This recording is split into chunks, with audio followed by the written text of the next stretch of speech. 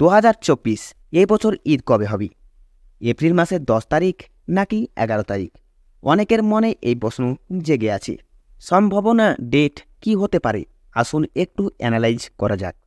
জুমাদিল আখের 29 দিনে মাস হয়েছে। রজব 30 দিনে মাস হয়েছে। সাবান 29 দিনে মাস হয়েছে। সেই হিসাবে ধরতে গেলে রমজান মাস 30 দিনে মাস হবে, অর্থাৎ 30টি রোজা পূর্ণ হবে।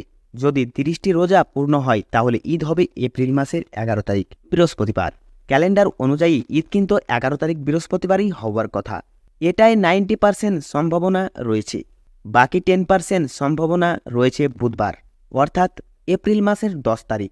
তবে এই বিষয়ে আমরা সঠিকভাবে তখনই জানতে পারব যখন চাঁদ দেখব। আর হাদিস শরীফের মধ্যে এটাই রয়েছে, চাঁদ দেখে রোজা ধরো, চাঁদ দেখে রোজা ছাড়ো এবং চাঁদ দেখে ঈদ করো।